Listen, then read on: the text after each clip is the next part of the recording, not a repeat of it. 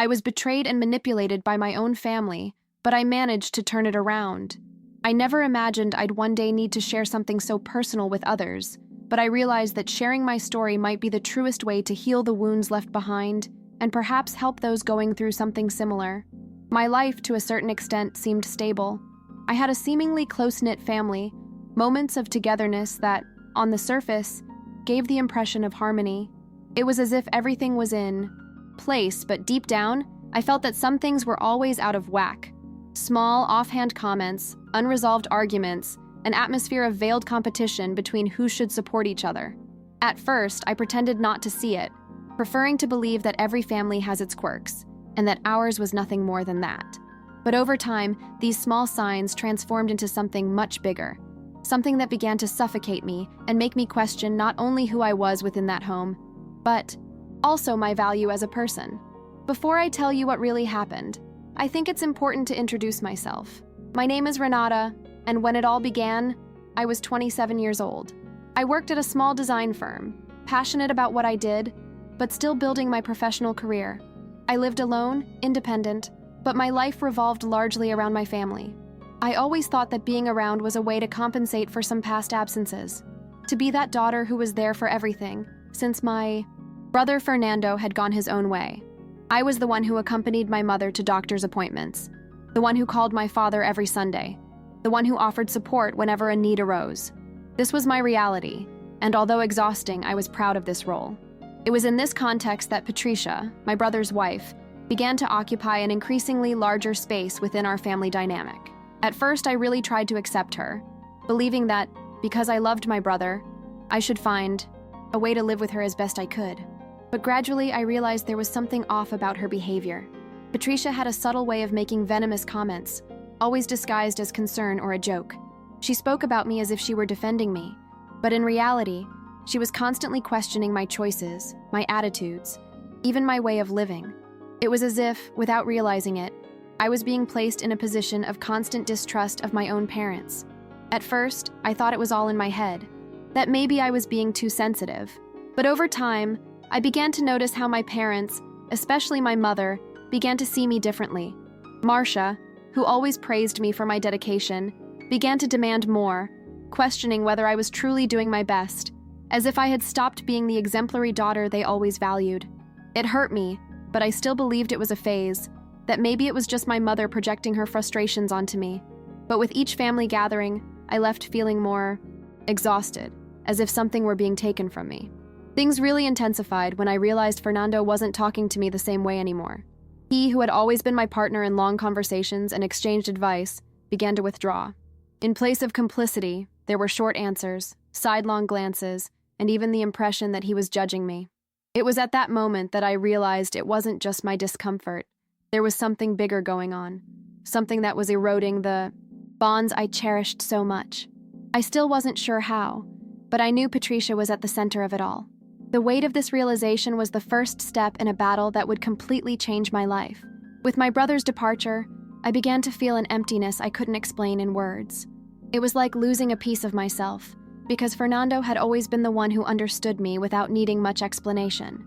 Now, however, every time I tried to talk, it felt like a wall had formed between us. He was suspicious of my words, as if constantly evaluating whether I was hiding something. This confused me because I had no idea why so much had changed. That's when I began to hear rumors from people close to me, stray comments that reached me, that I was distancing myself from my family by choice, that I was living only for myself and ignoring everyone. These phrases were painful because not only were they untrue, but they also hurt what I valued most: my dedication to my parents and my brother. It took me a while to understand that these rumors weren't just out of nowhere. They came from within my own family, echoing through Patricia's carefully planted words. She was the one making insinuations, saying I only showed up when I wanted to be praised, that I played the victim to get attention, that I didn't have the courage to take on bigger responsibilities.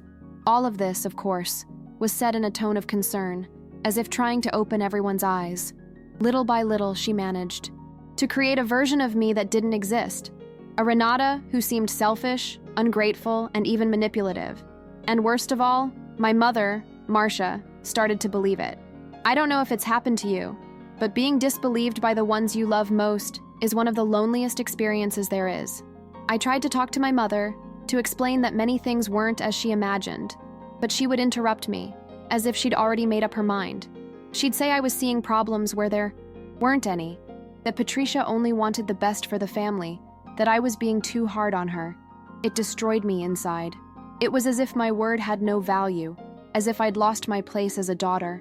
I'd come home, lock myself in my room, and cry until I couldn't breathe. Silence was my only confidant back then. Things got worse when Fernando and Patricia decided to take their accusations beyond family conversations. Suddenly, insinuations began to surface that I had spoken ill of them to coworkers, that I was trying to harm their marriage with gossip. Even some friends began to distance themselves, without me knowing exactly why. I was being painted as someone without limits, capable of anything out of envy or spite. I felt trapped in a web of lies that tightened ever tighter around me. It was at this point that I nearly broke down completely.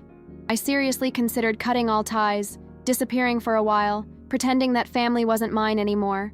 I didn't want to admit it, but I was on the verge of giving up. Giving up trying to be heard, giving up trying to prove I wasn't who they said I was. But a part of me still resisted. I remembered Renata, who was always firm, who never stopped fighting, and that voice, however weak, wouldn't let me succumb. It was at that moment, amidst the chaos, that help began to come from where I least expected it, from a friend who would become my rock throughout the process. It was during this period that Erica entered my life definitively. She wasn't just any friend. She was someone who had known me since college, who knew my fears, my weaknesses, and my strengths. When I began to unburden myself about everything that was happening, unfiltered, she listened attentively, without judgment. For the first time in weeks, I felt someone believed me without needing proof, without questioning my intentions. Erica encouraged me to document everything, every message, every strange conversation, every comment I couldn't interpret. It seemed like a small step, but in reality, it was the beginning of my rebuilding. With her support, I began to realize I didn't have to carry everything alone. I began seeking professional help, and with that, Roberto, an experienced lawyer, emerged. He became a key player in facing the accusations, which had become a veritable psychological game. Each meeting with him gave me clarity about my rights and how to act strategically without losing my composure. A sense of empowerment, however small, began to grow within me.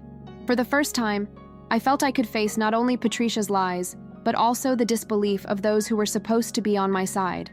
As I grew stronger, the manipulations continued. Patricia spared no effort in trying to destabilize my mother and me. There were fabricated accusations, distorted stories, attempts to paint me as unstable or emotionally unbalanced. It was a constant battle between remaining calm and not giving in to despair. Every call from my mother carried a pang of anguish, because I felt I still needed to prove to her that the truth existed, even when the facts seemed invisible. The pressure was immense, and the feeling of loneliness, despite Erica's constant presence, was almost physical. At the same time, I began to notice subtle changes in my father, Ottavio's behavior. He had always been more reserved, observant, almost a linchpin in the family. Gradually, he began to notice the patterns of manipulation, the difference between my narrative and the distorted versions circulating. His gaze became more attentive, his questions more direct. For the first time, I felt there was someone within the family who could see the truth. This small support was essential because it gave me the courage to take firmer steps, confront the situation, gather evidence, and prepare myself emotionally for what was to come. The turning point began to form when the accusations reached the point of threatening my reputation outside the family.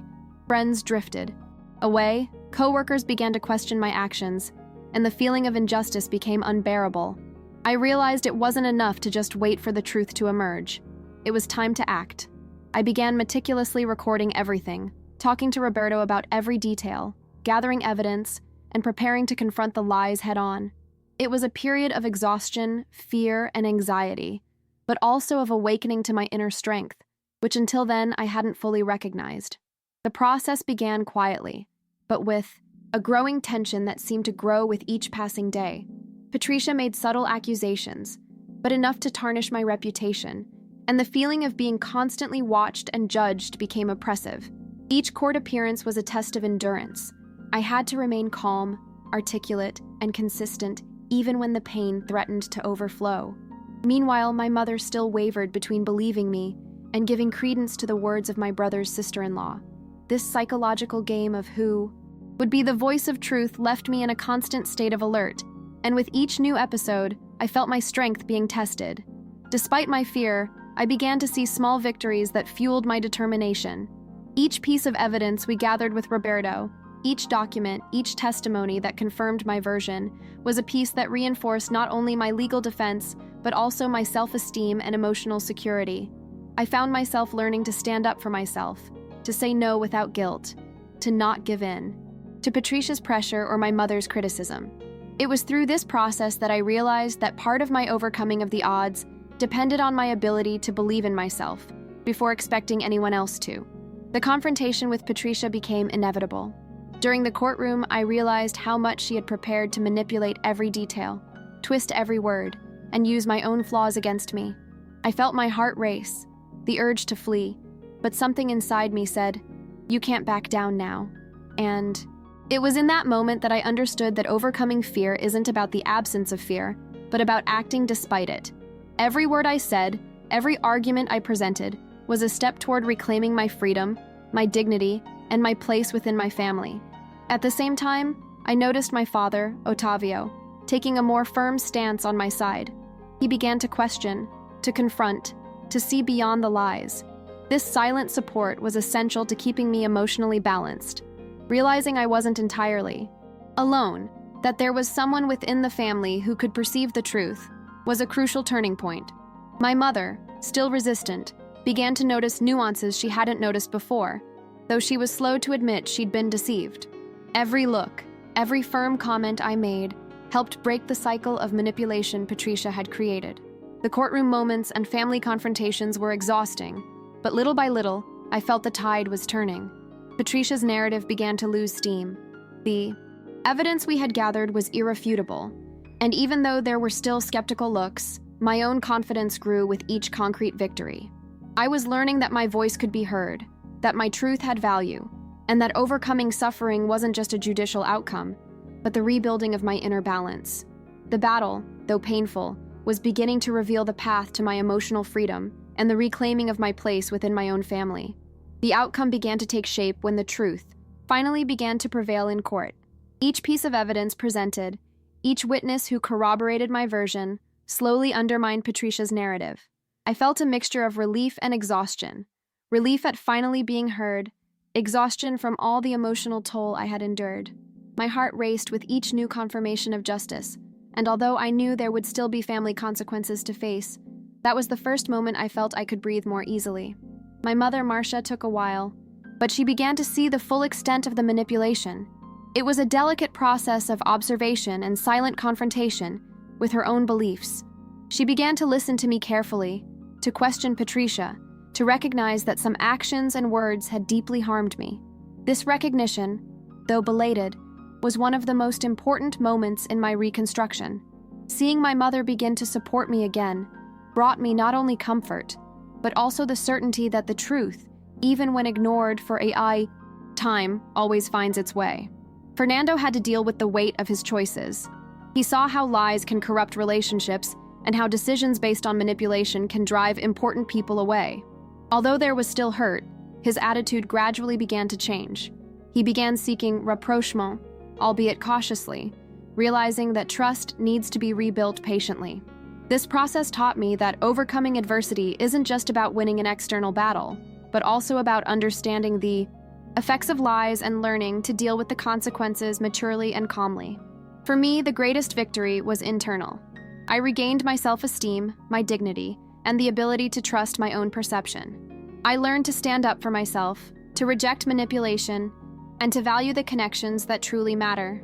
I also discovered the power of genuine support, whether from friends like Erica or professionals like Roberto, who helped me navigate an extremely delicate period in my life. Every step taken, every firm decision, helped me free myself from the chains of falsehood and regain my emotional independence. Today, looking back, I see that all the suffering, pain, and feelings of isolation were not in vain.